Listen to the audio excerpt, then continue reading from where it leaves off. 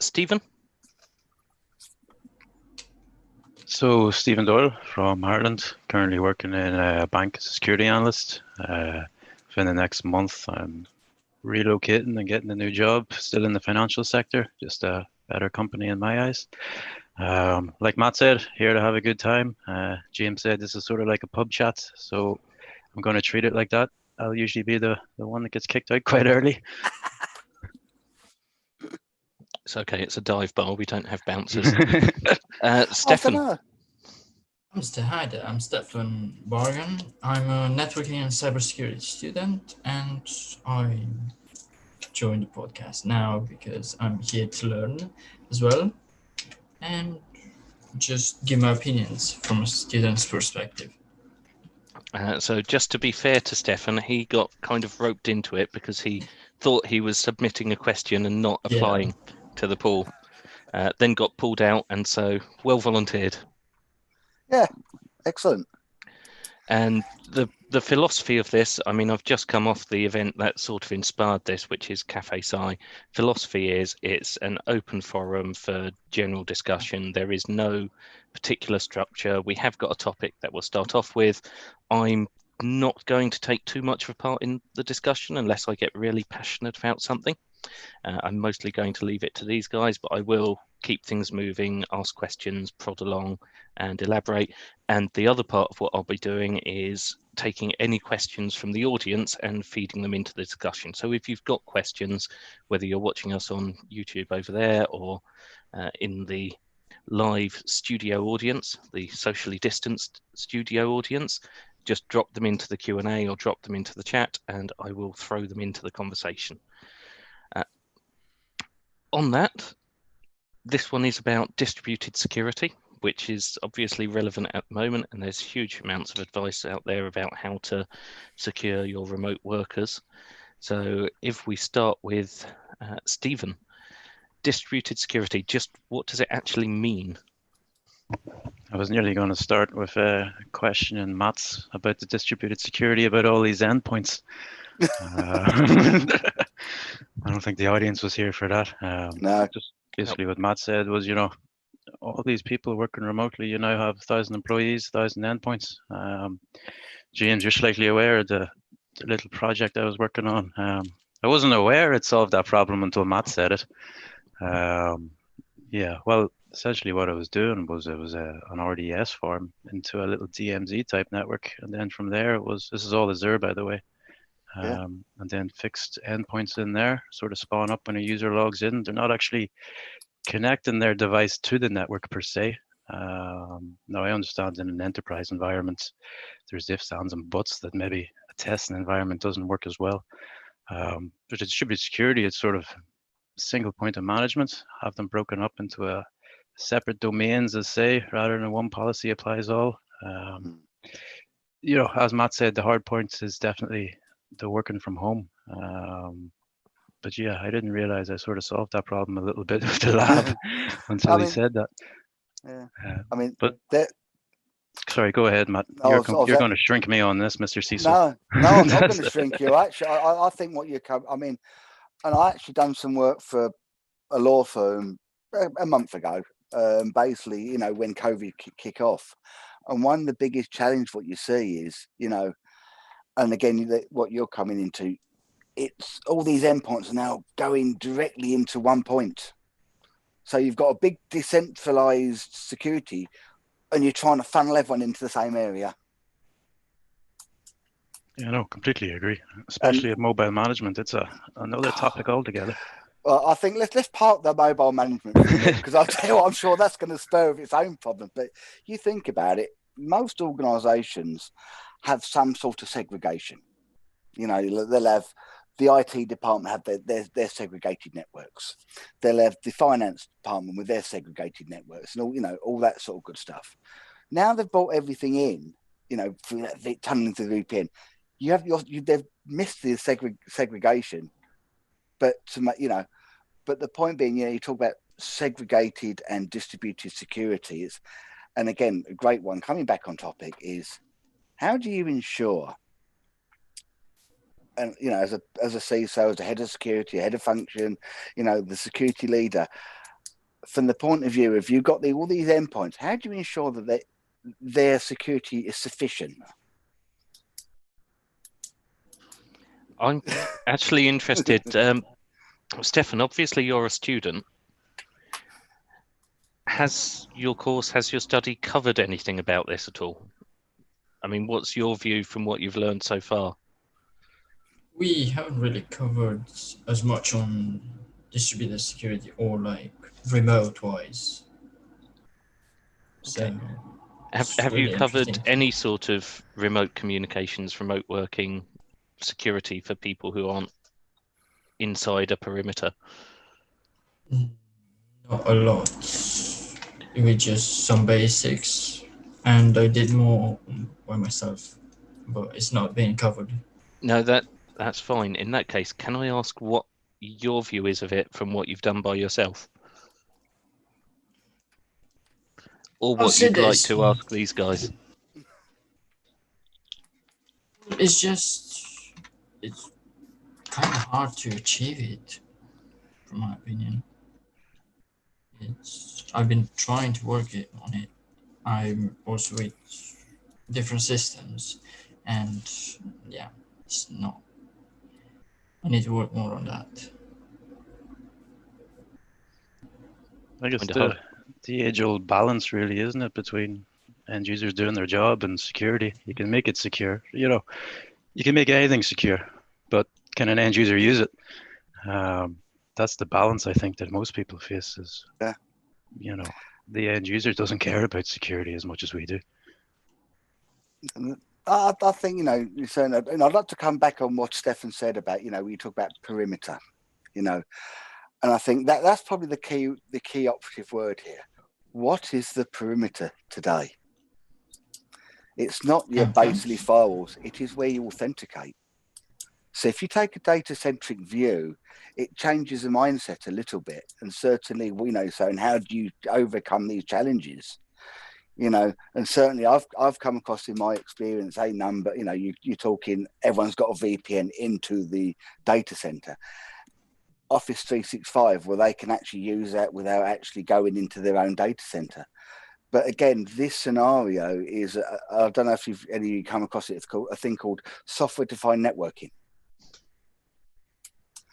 And again, that is ripe for this sort of climate, is actually to say, how can I ensure, because really every user, if you take it in a distributed fashion, every user is like a branch office. And if you take that view, saying, my user at home on his laptop is now a branch office, how do I ensure that user and that data is secure? What capabilities do we need to put in? Relevant to that, we've had a question come in. So when PCs came in, so this goes back quite a way, but when PCs came in, we were very concerned at users taking responsibility for their own computer choices. But then they were taken back into central control. So that's bringing them back into not so much mainframe, but Active Directory, let's be honest. Now it's happening again. Is this a cyclical problem? Yeah, I would say it is. And I'm going to actually go in a bit further. When I first started in computers, and I'm going back a long time here, it was client server, i.e. you had a big mainframe and a text thing. So, I mean, this is the days before, the internet was really out there. Janet was out there, which is basically the Joint Academic Network, where you'd have it was basically text to text communication. I could go into some old protocols, but basically, again, that was very much a centralized with thin clients. That went back to the PCs, everything done locally, then invent of network servers. And now if you look at it, it's gone back into client server again. Your Citrixes, your Azures, your Hyper-Vs and all the other, what was the other one? VMware.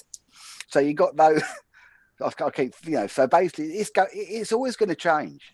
Centralization, decentralization. And I think you're right, it is going to be, it's going to keep going around in cycles. Because, certainly centralization works, decentralization works, a bit of hybrid in between, but it'll just keep going round and round in circles. Stephen? I haven't been around that long, Matt. How many grey hairs do you have? I've been dying it. For me,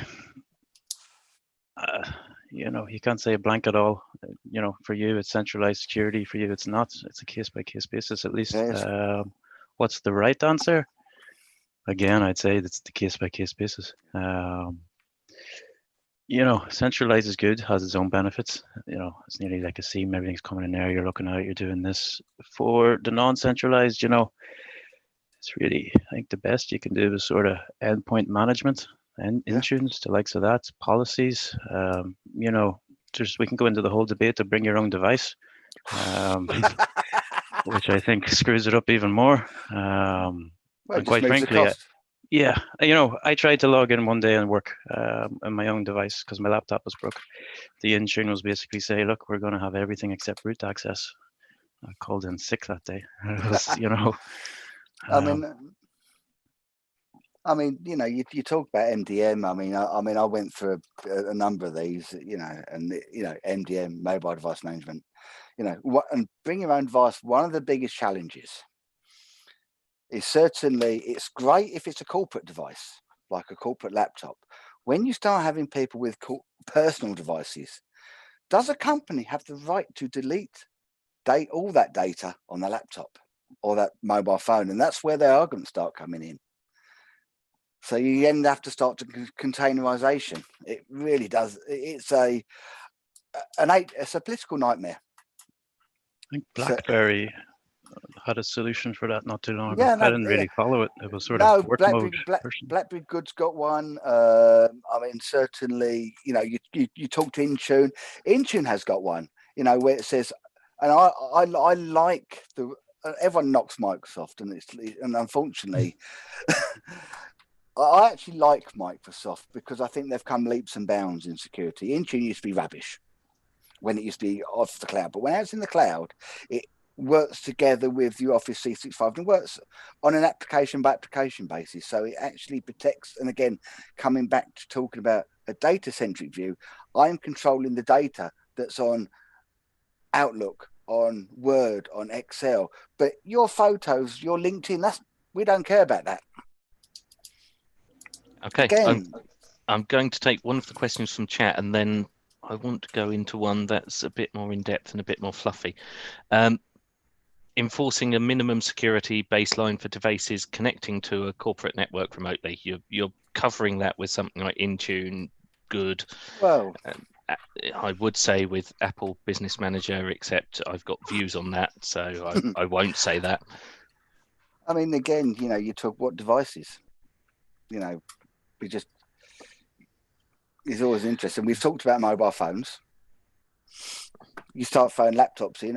Intune can do that, and some of the others can sort of. USBs, that's a good one. I saw your advert for a 5G anti-5G USB. It's half the price of the one that's out there, and for an extra 20 quid, you can get a neodymium magnet included. It's great. I tell you what, that there are suckers every day. I'm going on to the more in-depth question now because I want Stefan's view on it as well. So this is going social, legal, ethical. Should people coming into security, I'm going to paraphrase multiple questions together on this one. Should people coming into security, should students be introduced to issues like distributed security, or are there more foundational basics? And when being introduced to those issues, should they be introduced to the social, ethical? Let's say eagle. Eagle is a combination of ethical and legal. Let's leave it at that. It was a deliberate mistake. Should they be introduced to those? Is that fundamental to security, or is that irrelevant? And if we start actually with Stefan, because I'd like to know whether what you're studying at the moment covers that, or whether you've been encouraged to look into it on your own before we hear from the people who've got more industry experience of it. So we actually got introduced to ethics. We had two, we had 3 hours, two split sessions, 1.5 hour and 1.5 on ethics, and we were asked different questions, and we had to give our opinions. For example, ransomware and bring your own devices questions. Mhm. So yeah, ethics are introduced. And did you go into at all if someone's brought their own device? What was there an answer that came out of it? Well, not really. I don't think it went far enough because looking at the ethics, they just wanted to hear if we did the right or wrong thing, but it didn't really state which one was the right or the wrong one. It was up to our own decision. Matt, Stephen. I'll let Stephen go first because I've got lots of answers to this one. Are we still talking ethics? Yeah. Yeah. Possibly. I have a good one for that. But before I answer it, I want to know, have any of your ethics ever been tested in cybersecurity where you had to make an ethical decision? Before I give you my example. Any use, Matt, James? No? I'm going to plead the fifth on that. I'm going to answer. I'm not going to go into specifics, but I will say yes, and I will say I left that job for that reason. I'm just going to basically very similar to James. Yeah, we're all going to come into the ethics in one course. The higher up the ladder, and I'll probably pick up from Stephen when he says what he's going to do. You're making me question myself now. It's like, why are you not answering? Am I going to get in trouble? No. Basically, what we're doing, we're protecting the guilty. So yeah, the answer is basically what we said. Yes, there are reasons that there are ethical things, without get onto soapboxes, certainly there are, and also morals come into this as well. Certainly when you start looking at what this, and if you bundle this into governance, and again, when we talk about governance, risk and compliance, just about governance, which is what legally should we do? What ethically should we do? What morally should we do? And what socially should we do? Now, certain scenarios, it may be we need to be mindful that we're a company and need to make some money. However, and again, a great example in a data breach, and I'm not going to quote a company that's been in the news in the last 2 days. They knew about their data breach back in January.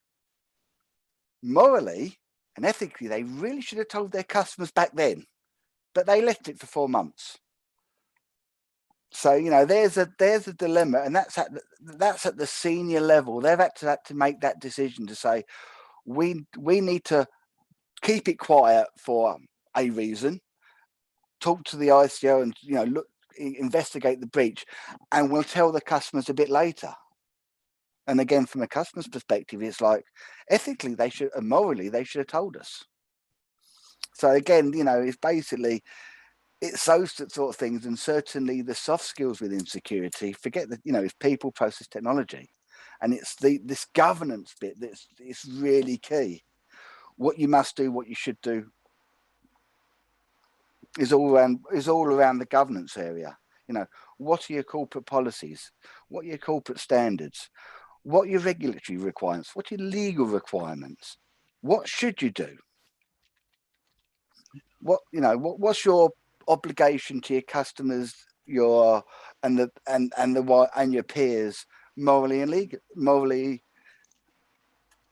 and ethically? Like to think of the breaches is, I think people debate the GDPR fines, but I sort of find them, counterintuitive. You get a breach, my annual revenue or profits 100 million. How much am I going to lose here? It's nearly a sway. Sorry, go ahead. You think about before GDPR with the Data Protection Act, and again, it's a risk again cost. It says, well, to fix it's going to cost us 2 million, and we can take the hit for 500,000. Ethically and morally, that's really, that is probably not the right way of doing it, but to the governance toward their shareholders is probably the right way of doing it. Yeah. But and again, it's again, I think what GDPR is doing is basically saying it's going to hurt you more in your bottom line. But again, as a business, it's all down to the bottom line. And again, ethically and morally selling, delivering services in an ethical, moral way. Which isn't always the case. Not always the case, no. But I think, it's certainly got to be the bedrock of any corporation. Yeah. And again, you talk about ransomware. I mean, certainly they set themselves up as near enough like a company, but they're not doing it. Their services aren't ethically right or morally right or even socially acceptable. So I was going to say, for my example of when I was sort of tested for the ethics, it wasn't so much a business case, it was a personal case. Like I was on the offensive in work, going through intelligence. About an hour later, I found login credentials for a crypto, and I was like, same email address and everything of the IOCs that were being the TA to us. Log in, there I am in someone's crypto exchange, and I think it was 22 grand or something in it. This was just either from in browser mining, whatever. And I was like, how fucking stupid can you be? Like, here's someone that's made all this money, they're putting this up. And then the questionable debate was like, geez, my shitty salary, there's nearly a whole year's salary there for me. And then it was like, if the wrong person, like I came from a finance background, so ethics was all beaten into you there as well.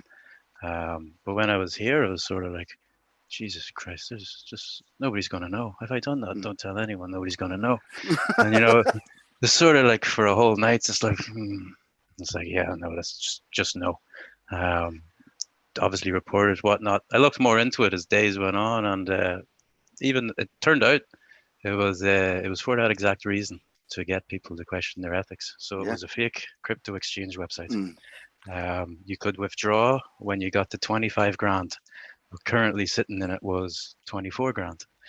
So what it was swaying people to do was go put in a grand and withdraw the 25. But it was fake, the whole thing. Yeah. So, sorry, I just want to be clear. So that's essentially similar to phishing campaign thrown out by your security department, except testing the ethics of your security department in this case.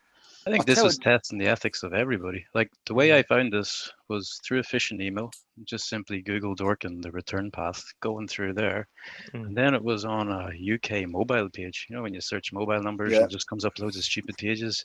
It was on the top of that, nearly like as if it was a breached website. Had the link, it was MCX or something .limited. Had a login, had an API key, and I had a password. And I was like, right, I'll take a look in here. Couldn't find anything open source related to it, but a month went on. I'll try to find you the article.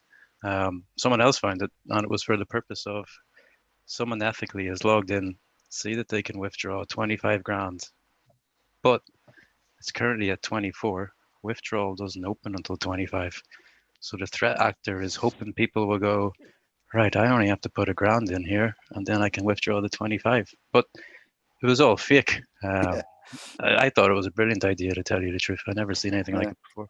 I've got to be honest, I'm thinking that's potentially a really good test for security teams, for technical teams. I thought it was exceptional. I've never seen it since. It was just that once. I mean, you come back, you talk about phishing, and that in itself is an interesting one when you certainly talk about the ethical and moral obligations of a company. They say the amount of times I've had interesting debates with the legal department, HR department over phishing. We should do it to test the people. However, morally, should we be doing it? And certainly saying legally, can we do it? They start getting interesting questions, So you're trying to deliberately deceive your employees to click a link. Always an interesting challenge with the HR department. Can't that be classified as training for the employees? No. Well, that's the question. It's an interesting one. I mean, I've run a few, phishing things, And certainly, I one of the first things you have to do is go and go sit down with legal and HR and say, I want to do this. How can we do it? A, legally, within regulation, and B, how can we do it within the HR side as well? Because one of the things, you can't be deliberately targeting an individual. And I mean, when I done it in a previous organization, it went out control in the end. And what I mean by that is that there was, HR was throwing so many objections in, but they were valid. They were valid objections. And certainly phishing has its place.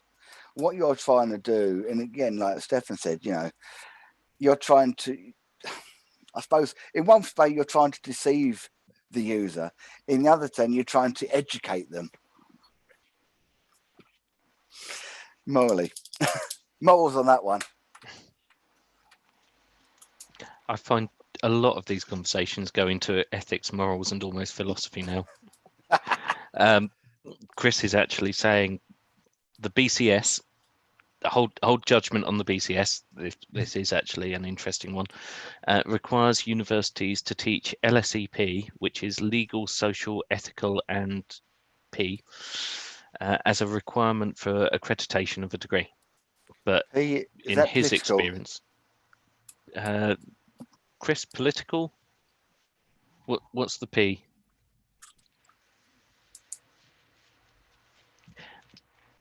We'll get an answer on that. It's okay. Professional. So legal, social, ethical, and professional.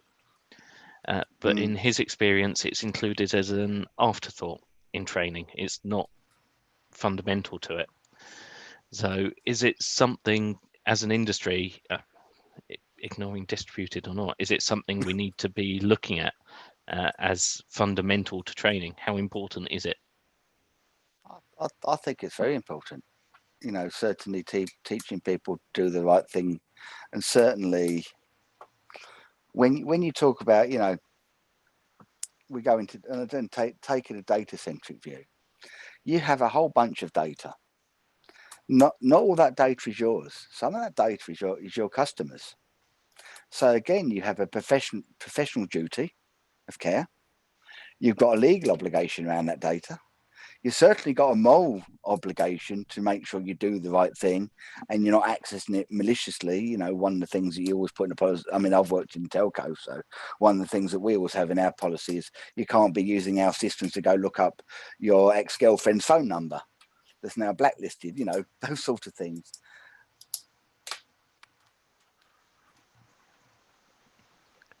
Stefan. In my eyes, it's sort of a signature on the line.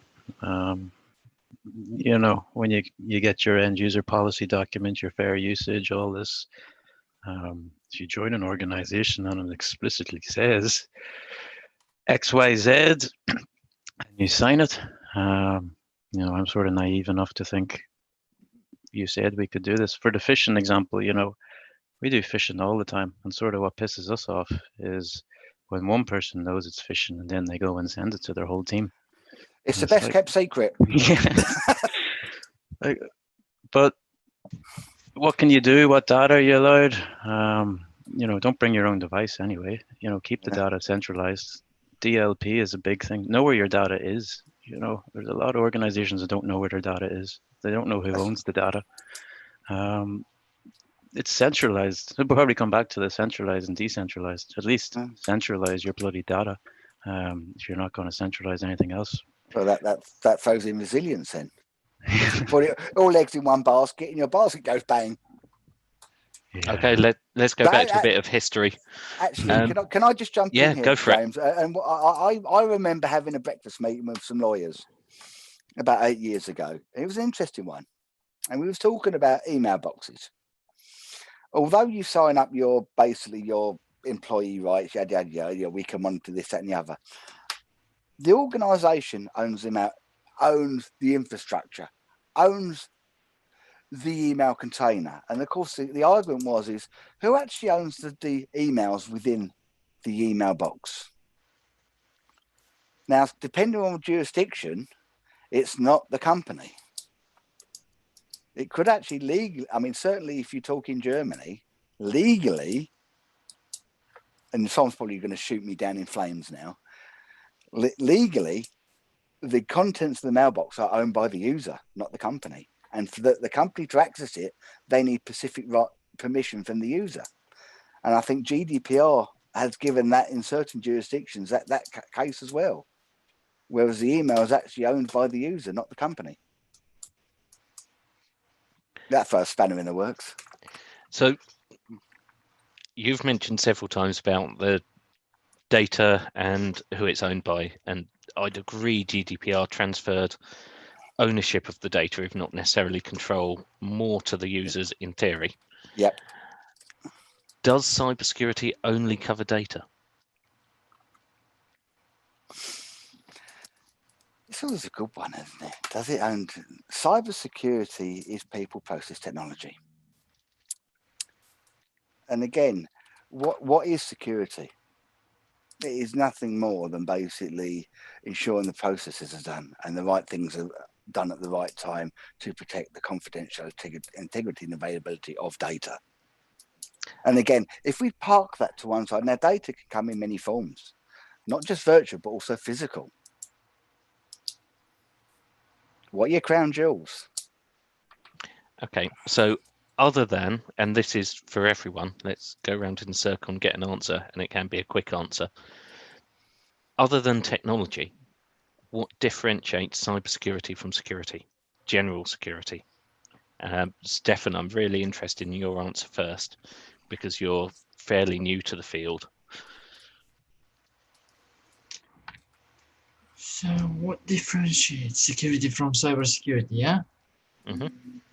Because we keep saying cyber, and we've got a whole load of products for cyber, but there's a lot of technology. Other than the technology, what's the differentiation between general security and cybersecurity, whether it's physical, food, environment, Intellectual property.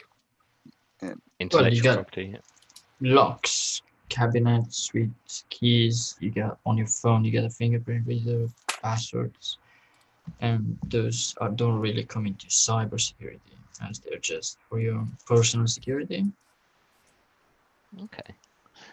Stephen? Because I can see Matt's gearing up for something, and once he starts on this one, he's going to be a while. So let's get your answer in No, I'm first. not going to be a while. I've got a short answer. For me, you said anything besides technology. I think it's the scope. Cybersecurity, you have a certain scope. Physical security is your scope.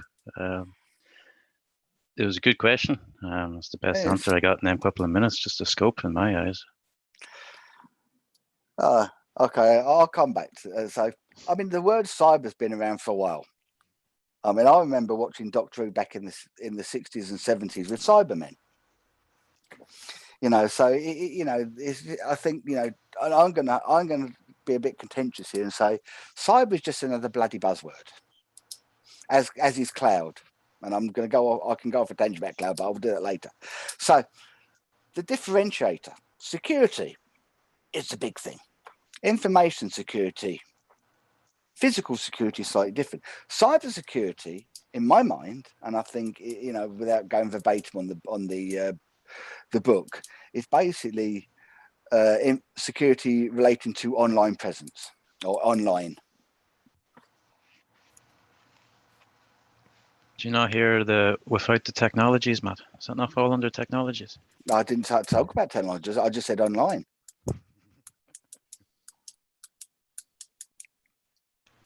Okay. Right. A quick one to Stefan, because you mentioned cloud, and we'll come back to that in a bit. But to Stefan first, what do you wish you were being taught but aren't being taught? Just from the conversation so far, from what you've seen in the community, is there any sort of gap you can see in the course? Quite a lot, I would say, honestly, because what we're getting taught becomes outdated very quickly.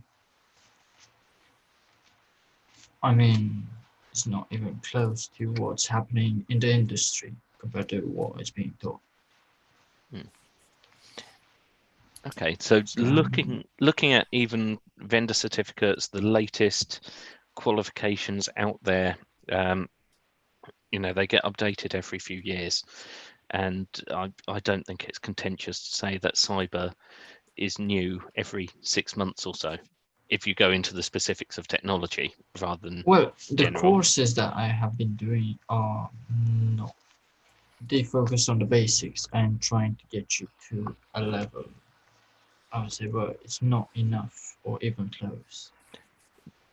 Do they look at the technology then? Do they look at the platforms you're working with, the tools that you'll be using? Not really. For example, for cyber, the main tools was VirtualBox and then Kali Linux. That was all in terms of tools. Steve and Matt, what do you wish people were being taught that you don't think they are? I certainly, and I cast my time when I went back to university a long time ago. I mean, just to give you an idea, we was looking at a networking system called Novell.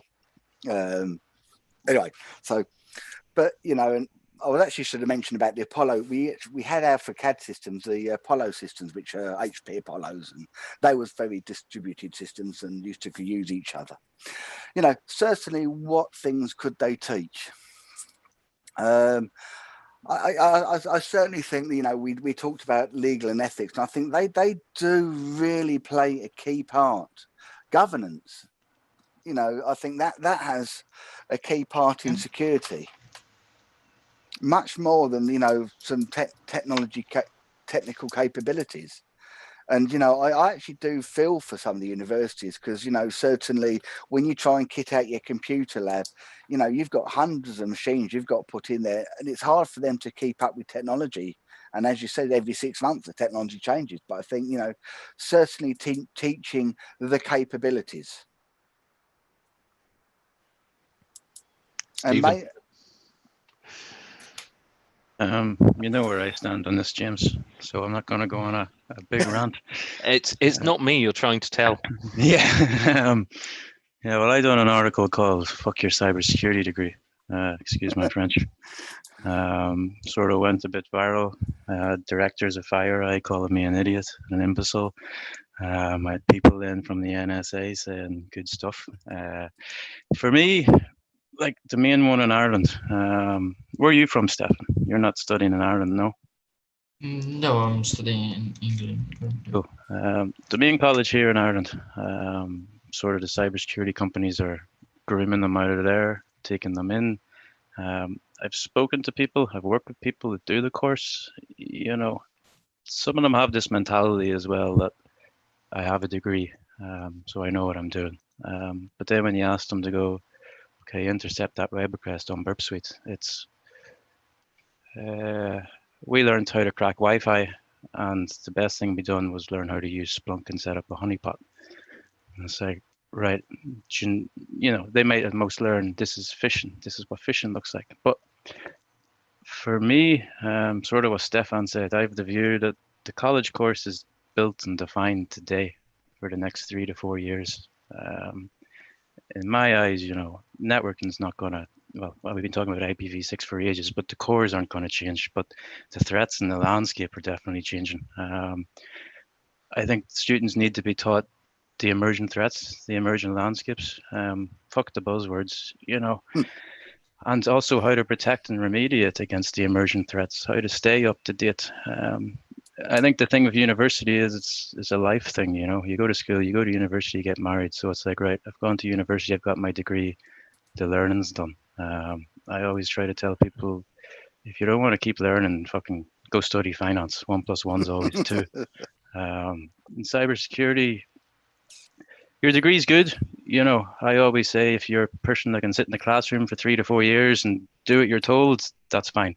If you can dabble on your own, build up your own curriculum, find out what is relevant at the current time, but then don't be afraid to change your curriculum.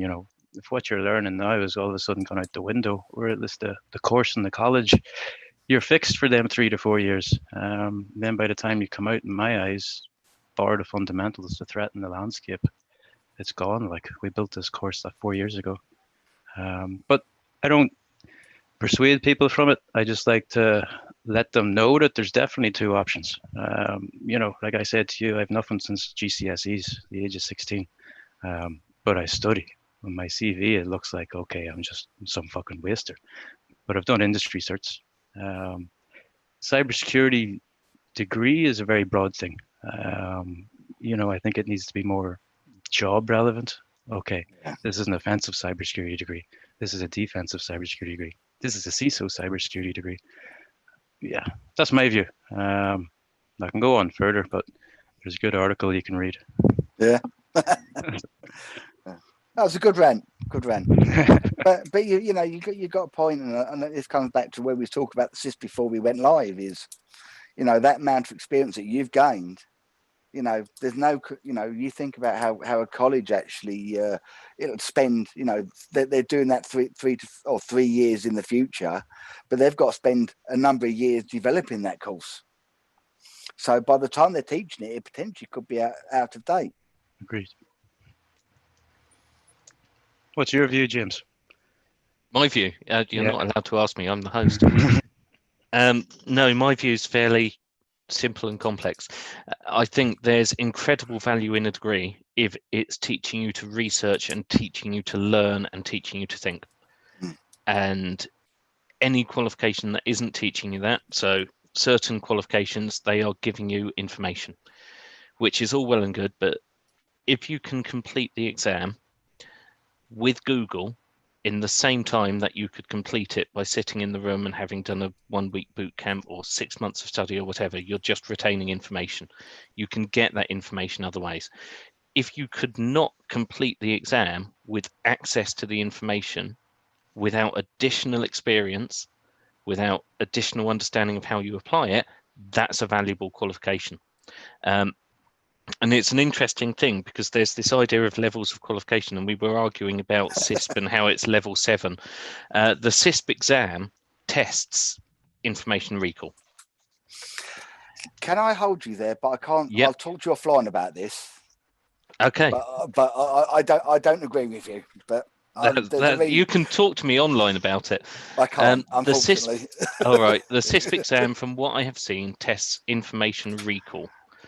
You can memorize the answers. Yes, there's a lot of questions and so on, but it seems to be terminology. It may well be changing, and if it is, I really welcome that, because if it's changing, it's fantastic. Whereas other things test your ability to think, your ability to find out, your ability to apply skills. And it's one of the biggest problems we've got as an industry, that you get to an interview based on whether you've got certain checkboxes ticked, whether you've got the right qualifications, whether you've got the right information. If I'm interviewing someone, I do not care if you've got the right information at your hand, at your hands. Then I care if you can find and use the information. It's the old thing about service desks. Anyone on a service desk can do any level of support if they know how to go out, research, find the information and apply it. So it's more fundamental skills than any particular domain. Right.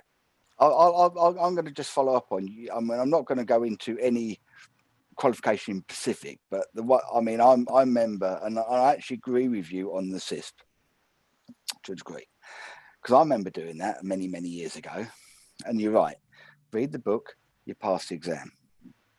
And I think that's what a lot of people have got.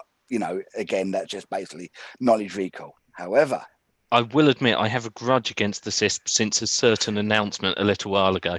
Yes, I know you have. However, now the cloud one, read the book.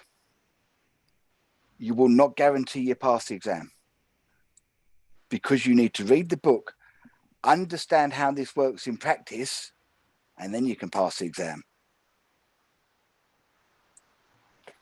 So, yep, that's all. No, that sounds. But I think sounds you might really useful. You might find that evolving in where it's more to, here's the knowledge, but your questions are based on anything outside of the book. The most valuable thing I think about the CISP is that it does attest to you having experience. Yeah. And the fact that you have experience is incredibly valuable. You have learned things. You cannot, and I will probably get some objections for this, but you cannot drop into cybersecurity in the same way you can many other roles. No, you're right. You can't. Because it requires a certain level of understanding, and that understanding is not what does this technology do, it's how do I make this technology, how do I make this solution work, and along with that it's how do I make these people work. I actually, when I talk about security, I probably use a slightly different terminology, but I talk about people's mindsets. It's a mindset. Security is a mindset. It's not by the book. And one of the reasons I call it a mindset, because as you say, things can change just like that. Wake up one morning, someone's got in and done some stuff. It's you've taken from an IT operations perspective. Oh, the server stopped working. Oh, it's a faulty card, but just go and put in a card in. It's something you can actually, what the problem is, you can go fix. You come in one morning, the server's down, there's a load of stuff, it's all encrypted. You go, oh shit, what am I going to do? How have they got in? So it's a more of a mindset, and that's how I look at people when I've interviewed people, for the mindset, not for the qualifications. It's a mindset. How do you think about these things? How do you think about it? Anyway. When you're talking about these exams, retaining information, everything you've talked about so far, correct me if I'm wrong, is multiple choice exams.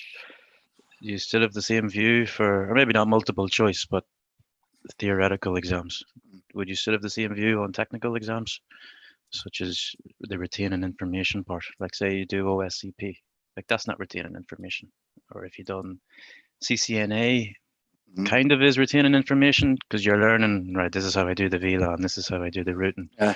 Do you share the same point for, technical hands-on? CCNA, sorry, the CCNA has also practical labs. Yeah, correct. That's what I mean. Like, but what you're learning in the practical labs of CCNA is, okay, this is how you route, this is how you set up your switch, this is the VLAN. Like, you learn that, and then you're regurgitating it in the practical. So is that retaining and regurgitating? Or like OSCP, I would say, is it teaches you how to learn. I was going to say, I think OSCP and CCNA should probably be separated there. Yeah, because they're very different definitely. But what I'm saying is, in terms of the technical, OSCP isn't regurgitating. You're thinking how to learn, and you're learning how to think. Right. I've been dragged into this, so I'm just going to dive in. I was meant to be the objective moderator, but I will say I absolutely agree. I've done a bit of OSCP. I've never taken the exam because, frankly, I've never got that far through the labs because I keep getting distracted by work. But it is teaching you how to learn and how to research and how to problem solve. It's not teaching you a load of command line stuff that I could print out a cheat sheet for. I've done a master's in cybersecurity. I know there's variety in them, but again, it's the same sort of thing. It's teaching you how to learn, how to research, how to think, not how to do. And how to do is valuable, and how to do is a good way in. But ultimately, if you want to get anywhere in cybersecurity, if you want to go beyond doing and actually doing something more, you have to. Sounds awful. It sounds really cliche, but you have to learn how to learn. You have to learn how to research, how to understand, how to apply in different areas. And I'm going to take that beyond cybersecurity and say in security or just about anything else. But it's that learning how to learn, learning how to adapt, learning how to apply. That's the valuable bit. What skills you're applying, that's just practice. I think that's what the degrees and masters give you. They teach you how to research, teach you how to learn.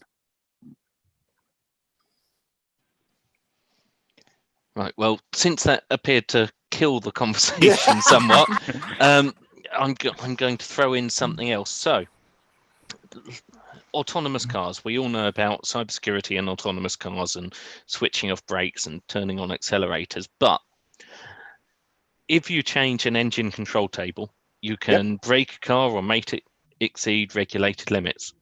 Is that different from taking real-time control to do the same? Is that still cybersecurity? Is that engineering? Is there a difference between those two, doing it remotely or doing it in person with a diagnostic bus to plug into the car? So what we're saying here, and let me just get this terminology right. So you're basically not saying I've done this in one of my cars, and I have. I've broken it. So basically, you plug in and you're remapping what you're saying is the ECU, engine control unit. I used to have a Skyline, and as we want to do, we want to make it go faster, and go into orbit when you put your foot down.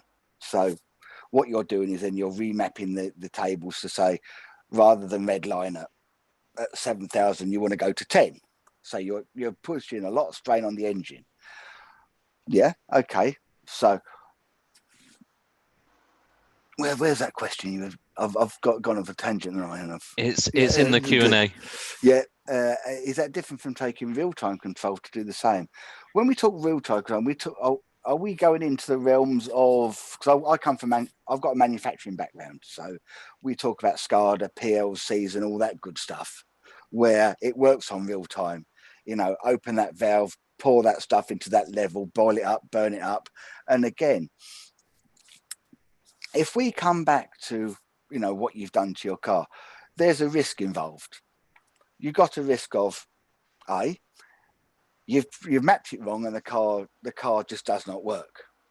There's probably some degree of risk there.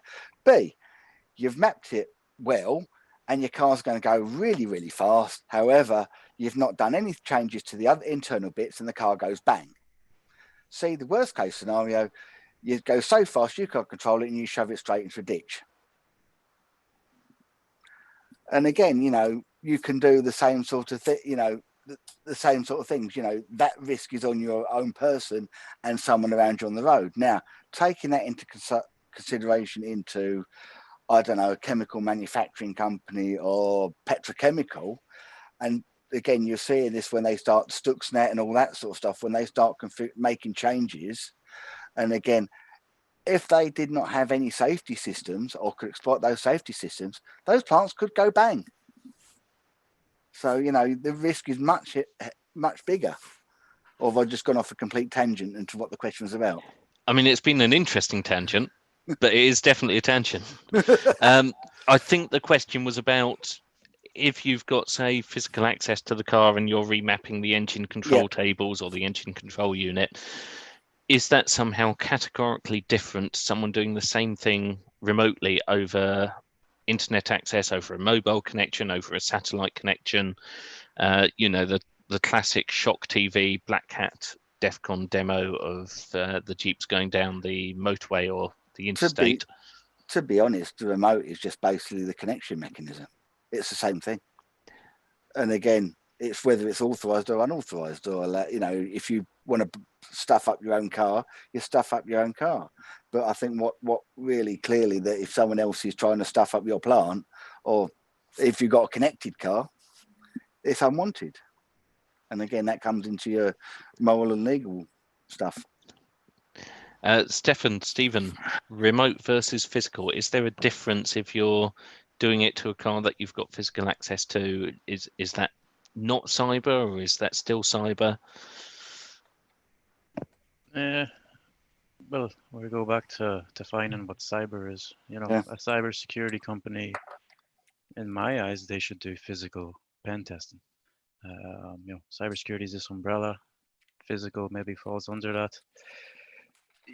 Stuxnet is an example. I think someone said that there. That was made of physical. It was dropping USBs in the car park or whatever it was to get in. Yeah. I don't think they had any outbound internet. I think that was all physical. Yeah. Yeah, but, they were completely offline. Yeah. Would you call that a cyber attack? I'd call it a security. I mean, to be honest, I'm going to be honest. I actually don't like the word cyber. And the reason being, is exactly the conversation we're having here. It's, you got security, you got physical security, you got information security, you got cyber. How many ways are you going to slice and dice, security into such a way, and certainly security Sorry, is about. you left out close protection, executive protection, food security, Shut up. loss Physical. prevention. But you know what I'm saying, don't you? I mean, let's say in fraud as well. There we go. But we're taking it. You were taking something that's, in its essence is simple, and it is, and you can probably, there's a reason behind that, and trying to keep cutting it and really trying to distort it, and certainly these I just see these as buzzwords. I mean, a great one, cloud. I remember building one of the first cloud data centers back in 2000 in Germany. Back then, it wasn't called as cloud service. It's called ASP, Application Service Provider.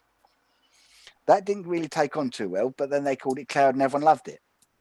Cybersecurity. Cybersecurity has made security sexy.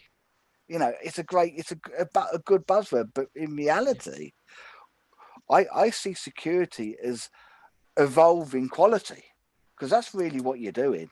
Is if you certainly break it down, is putting the right, making sure the people and the processes are in place to ensure and limit the damage that an incident would cause in its purity, without throwing boxes of shiny tins and the latest sim or the latest machine learning or latest AI. It's basically getting the capabilities right, getting the processes followed.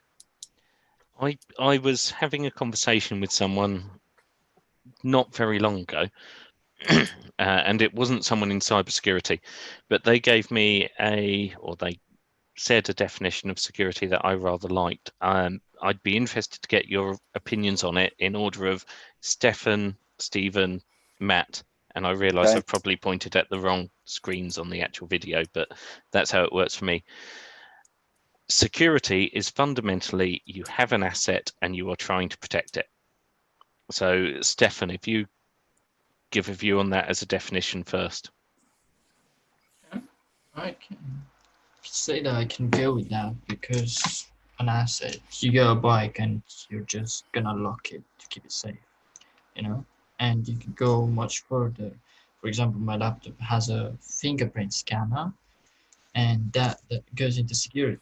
It's a lot faster and improved security, I would say.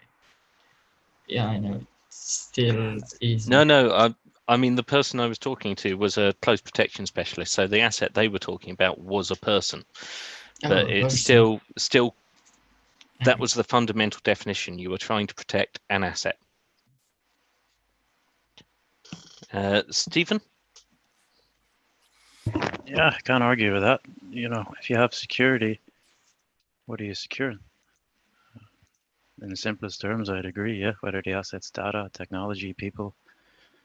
Yeah, security in layman's terms, I would agree. Matt, you've got your arms crossed. You look annoyed. No, I'm not annoyed. I'm just thinking, because I actually know about close protection, because I have a certain MP living next door to me, so I get to see them on a basis. But and I think that is probably very key. Asset is, and again, I protecting that asset, and again, for close protection, it's going to be has to be absolute. We have to protect that asset. Whereas security, you can have degrees of appropriateness. And again, depending on the asset, the value of the asset, the opportunity. But in reality, I actually agree with that statement. It's very simple and to the point. I was going to say, even with close protection, you could really protect your asset, your principal, which is the terminology they use, by putting them in a nuclear bunker and never letting them out. Yeah. Which is the whole thing of, you can protect your server by burying it in 10 feet of concrete. As long as haven't got a wire connected to it. As long as you haven't got a wire or an antenna connected to it. It's perfectly safe. So I think while you said it's an absolute thing for close protection, it's probably not as absolute as all that. There is a degree of there is. What risk do we accept? We've had a question from Chris. Yeah. I used to think cyber was human machine computer information, but that's just about everything. Yeah, pretty much. I think the word cyber just confuses it now. I just do. Because it's the latest buzzword. Information. I mean, it used to be information security, data security. Where do you stop? And I think we've had that. But if you just, and again, it comes down to, again, you got the triad of confidentiality, integrity, availability against an asset. You're trying to keep the asset confidential. Certain assets you want to keep confidential. It's like, in the close protection, you wouldn't want to keep them confidential because they're a public figure. However, and I'm just trying to use the right analogy here. So availability is going to be key for this important person. Data has got to be available. Ransomware can have an impact here. This very important person, close protection, has got to be available because, if the wrong person does, with a sniper rifle, that person's not going to be available anymore. I'm just trying to put some analogies together. So, and integrity, certainly, and these, an asset has to be, you trust that asset. And again, they've got to be, making sure that they're not a fraud or a fake, or they've not been duplicated some way. So fundamentally, if you're protecting an asset, whether you go with the CIA triangle, the Parkerian hexad, one of the others, because there's a lot out there. Is there a fundamental trade-off? And let's start with Stefan again. Is there a fundamental trade-off between the security of it and the functionality of it, which has to be a balance? Because if you take away the functionality, it loses value. And at that point, there's no point protecting it. That's kind of a tough question. That's why I'm starting with you. You're the young one. Your mind's faster than ours. You can think through it quicker. The rest of us are thinking around it. Not really sure how to answer this.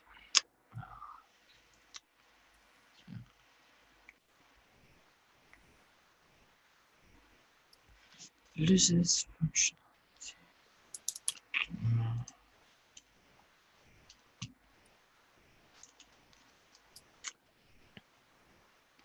You can go with your gut feeling if you want, or you can say you don't know. I mean, you are a student, you are new to this field. You are allowed to say that's actually a really tough question. It's kind of tough, and I'm not 100% sure about it. Stephen? I say that too. Your question is, you secure it so much, you take away the functionality, it doesn't need to be secured. Well, it's a catch-22. You secure it so much, the functionality's gone. You take away the security, you're back to, okay, we need to secure it. It's definitely a balance game. It's really, security is about getting people on board, the decision makers. If you're there on your one-man band in your security silo and you're going, okay, security, this little bit of functionality, you go talk to the board or people approving it, giving you the budget, they're going to go, oh, no, I want to be able to download my exe files and run whatever. It's a grooming game. You need to get the people on board. You can have your own, this is secure 70% and this is your 30% functionality. You go to the board and they go, fuck that, 10% security. If you get them on board, you could meet somewhere in between, right? What's the functionalities of the job? It could be specific for each person, each group. Security is not a blanket. I'll go back to what are the requirements? Even the business objectives is, it mightn't be a security business objective, but it could be, we plan on acquiring this company, opening that. That all needs to be fed into the security team. The security team need to be involved in that. It doesn't need to be, we just took on 100 people after acquiring this company, secured them. I was like, why the fuck didn't you tell us that during the process of it? But the security and the functionality, it's definitely a skills.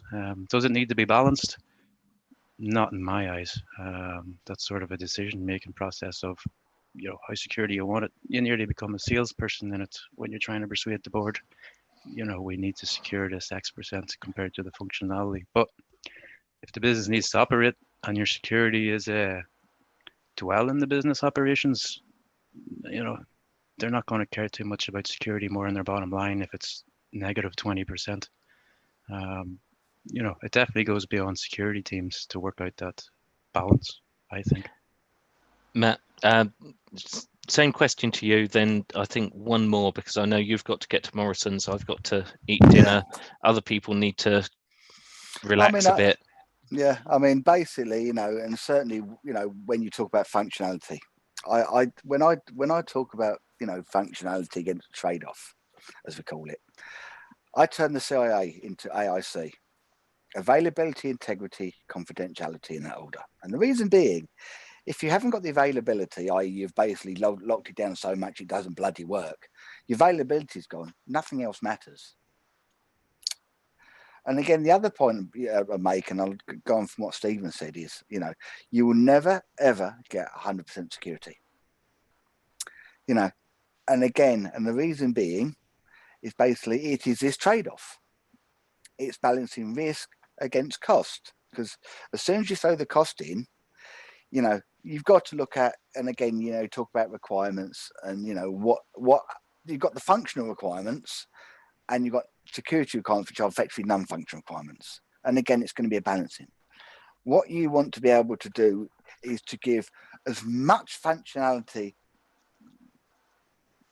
as possible, but minimize the risk that's appropriate for the data or information is protected. So, and again, as a security professional, my role is not to stop any project or company from doing something. My role is to say, this is your risk, calling out your risk, get them to understand and get them to own it. And again, if they want no security, and they accept the risk and are accountable if something goes wrong, then they can go off and do it. However, the point being is that most companies won't do that. They'll say, we want to go live with a widget. We need to make sure that there's appropriate security according to the risk. If there's personal data, you want to put a lot more controls around it. But again, it's still a trade-off. It's risk against cost. And again, that's what we come down to. It's the bottom line. Okay, I'm going to bring in one comment that came in from YouTube before I ask the possibly simple, possibly controversial something question. But what about when an asset needs to be retained until the functionality comes into play later? Come again? So what do you mean retained? If you've got an asset, yep, where the shift between functionality and security is dynamic, where you are going from, we must protect this until, you mentioned intellectual property earlier. Yep. We must protect this until it's a public whatever, whether that's a film or... There's a great example for that. And the better one I would normally use is the annual report for a company. Prior to publishing, that has to be protected, or again, we're talking, it's got to be protected appropriately to make sure it doesn't get out to influence share price and people buying shares. Once it's public, it doesn't matter too much. That's what I normally use for that analogy. Okay, so now the last one, and then you can run off to the supermarket and I'll go cook dinner. Is there an undue focus on data in cybersecurity in particular?